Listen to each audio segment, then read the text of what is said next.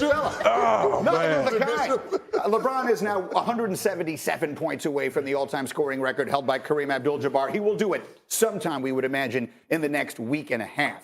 Okay, now to the next order of business. Another superstar late in his career with decisions to make. The frozen tundra and another offseason of Aaron Rodgers drama. So we were all listening yesterday as he goes on with Pat McAfee as usual, answering a variety of questions related to his future, whether it be in Green Bay or somewhere else. Give a listen. All the other, ideas about, trade and whatnot, that's all conjecture until I even decide what I want to do moving forward for myself. If they felt like it was in the best interest of the team to move forward, so be it. That wouldn't offend me. That wouldn't, make me feel like a victim. I wouldn't have any animosity towards the team. I have a lot of love for what's going on in Green Bay, and I'd love to finish there. I would, and I might have finished there. Who knows? But what's the old adage? That people want to say, "Oh, the grass isn't always greener," on the other side. And I always say, the grass is green where you water it. And I think that's the most important thing to remember. Change is a part of this business, it's a part of life. And I think being open to it and embracing whatever that change looks like is an important part of coming to peace with whatever decision lies ahead of you. The thoughts of Aaron Rodgers always fascinating as I turn to my first of all, someone get me water. I've got something to water outside. But what? Kimberly, why? What is the face? I'm so tired. I'm so tired because you're listening. What is he saying? What all that time? What was he saying? Do you want to play in Green Bay or not? That's all. Just let us know, and then rework the deal and come back to work. Is it that hard? Is it that hard? It just sounded like a bunch of word salad. The grass is always greener. Yes, but what more does Green Bay have to say and do besides trading Jordan Love away to prove that we love you, we want you as our quarterback? Big fella? Make it make sense. What I heard was that dude had 1 foot out the door. That 1 foot out the door. Like, talking about the grass is greener and change is inevitable and change is not a bad thing. Yep. That doesn't sound like a person with conviction that I want to go back to Green Bay. Mm-hmm. Mm-hmm. We're hearing the same thing. I think that the only way I can make sense of this is Aaron Rodgers is trying to exercise his leverage, and he wants them to believe that he is willing to go and he can push his way out, because it seems like he's making it seem like it's up to them.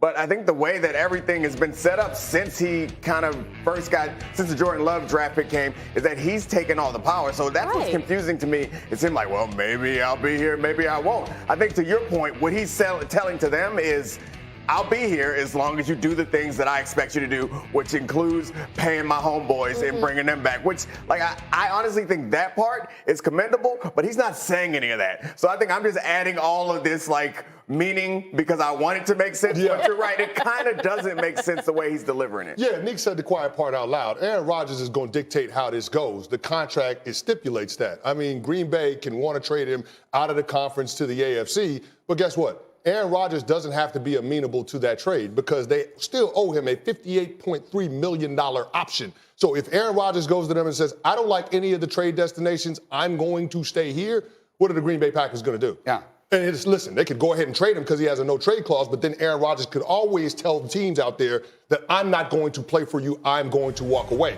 Now, we'll all sit back and say, you're not going to walk away from $60 million, bruh. You're not going to walk away from that. That's what he's scheduled to make this year. But I think it's fascinating to look at it as a Green Bay decision when all reality is this is going to come down to Aaron Rodgers when he wants to make a decision where he wants to go. When he says the grass is greener where you water it, first of all, he thought that was the coldest line ever. Yes. And no one really reacted the way he wanted to. But second of all, does he mean that he needs to water the grass? Or the Packers aren't watering his grass enough? Like, I don't know. It seems like they've been doing the things that he wants to do. So that's where it gets confusing to me. It's like, what more does he want? And why can't he just say it explicitly? Right. Like, I remember when he was coming, you remember didn't he have a piece of paper at the press conference? Yes. He was going directly like, I want this, I want that. Like, I like that, Aaron Rodgers. Give it to me straight. Tell me where you want your grass watered and how you want it watered and what you're going to do if you don't get it done. I know, listen.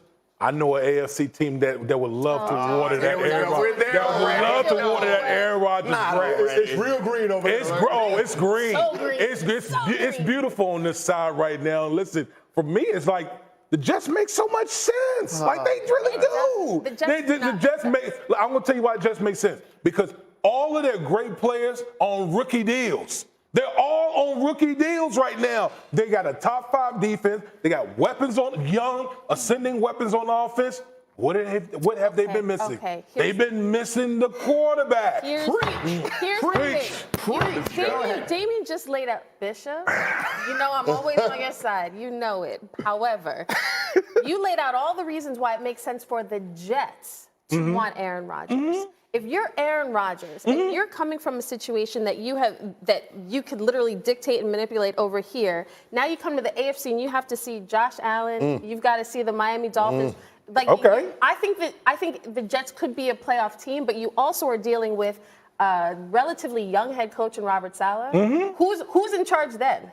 Who's the OC? Is Aaron Rodgers going to come to the Jets and say, okay, Saleh, this is what we're doing. Yeah. Get Nathaniel Hackett in here, or get this guy in here. This is what we're doing. This is what we're running. Okay, can I have my rebuttal right now? Can I have my rebuttal? Listen, I've seen this play out before with Brett Favre. When Brett Favre came, we basically scrapped everything. Changed it to his offense. The only thing that derailed us that year was Brett Favre's injuries. Other than that, we was well on our way. So am I under some illusion that if Aaron Rodgers come over, that he's not going to dictate some of the terms? Absolutely not. I know Aaron Rodgers is going to do that because he's a Hall of Fame player. I'm just laying out the pluses for Aaron Rodgers and the New York Jets. You got 1 year. Because in the next offseason, you're not going to be shredded. That's all right. I'll roll the dice on that. Aaron Rodgers at this particular moment is the definition of a year-by-year player. He is sitting there telling you the first decision he is going to make is whether he wants to continue to play at all or not. Now, Chris, you're suggesting that he has 58 million reasons why he unquestionably will, and I tend to agree with you. But the way he's telling it, look, the one thing I'll say, and maybe I'm just sort of listening to him differently now because I already consider him my quarterback,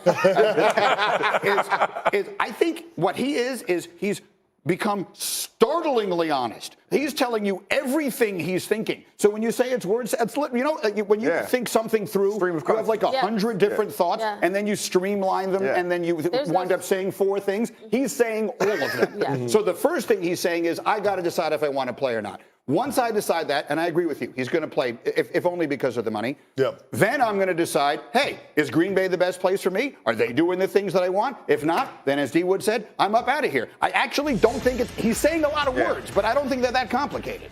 No, I don't think it's complicated either, but I think everything that he's done since they drafted Jordan Love is for him to control his football mortality. Right. To dictate the terms on how his career is going to end. Now, does he want it to end similarly to what we saw with Brett Favre, where you leave the Green Bay Packers and go to the New York Jets? I don't know. I'm not inside Aaron Rodgers' head, but the thing that he's done the last couple of years is to avoid being in the situation that Brett Favre found himself in at the end of his time in Green Bay. Now, as far as the Jets being a good fit, I would agree with you guys. If you get Aaron Rodgers, you're talking about this team not only making the playoffs, but being able to go on a deep playoff run. But, Greeny, I got to ask the question, with what the Green Bay Packers are asking in compensation, is that the best route for the Jets when it comes to trading for a quarterback this offseason? Because there's another guy in Baltimore that might be able to be got. We don't know what's going to happen with that situation. But if you're talking about multiple draft picks for a guy that could walk away after 2023, that is a dicey proposition. Yeah, I think it's hard to get a quarterback, so I wouldn't move away from either of those options. They need to put both of those options on the table for both of those teams, and whoever calls back first, the deal is done. This has been the ultimate upgrade. We've been living with Zach Wilson and Sam Darnold. Suddenly you're giving me the choice between Aaron Rodgers and Lamar Jackson. My day has just gotten a lot better than it was previously. By the way, on the McAfee Show, my guy, A.J. Hawk, my guy, coming through for him. He's making the pitch I asked him to make. Listen.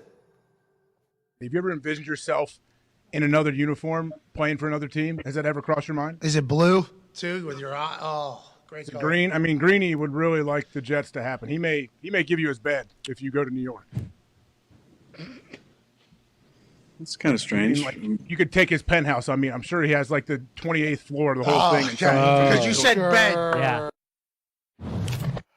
I don't think that was the wording that we were looking for.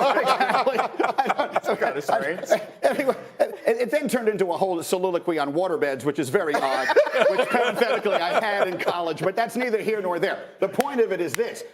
What can I do? I mean, I'm willing to do anything I want, but I appreciate my guy AJ Hawk bringing it up. Put a ribbon on it. World leaders, obviously. Yeah, That's world what leaders. you need to do. No, it makes sense for the Jets. But if I'm Aaron Rodgers and I'm at this stage of my career, I want to go to the best situation possible. I don't know if New York in this division in the AFC is where I want to be. All right, we have much more on him. Plus, we're going to go live to Green Bay. Our guy Rob Domofsky has been covering the Packers forever. He has been there for every snap of Aaron Rodgers' career. He will interpret what we've heard and tell you the likeliest outcome here. That's later in this hour. So is this, the biggest test